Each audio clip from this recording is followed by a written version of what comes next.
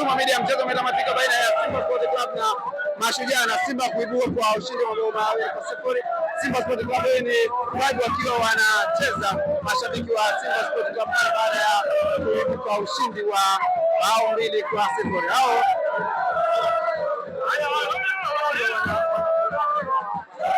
mchezo unaofuata ni mchezo kimataifa dhidi ya Esperance de Tunis, na hii ni kama dalili njema kuelekea mchezo huo. Naona mashabiki wakiwa wana vibe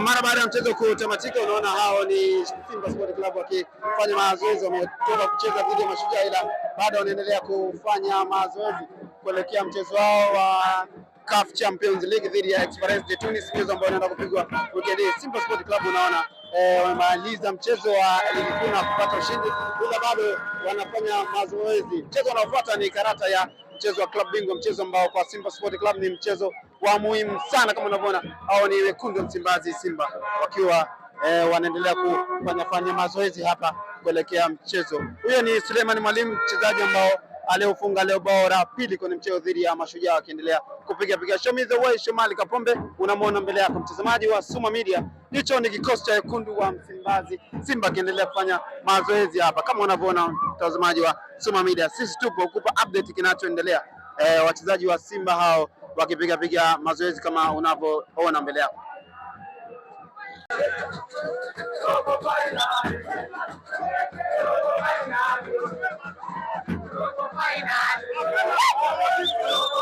Simba ni kana kwamba unaimba robo finali kama unavyosikia.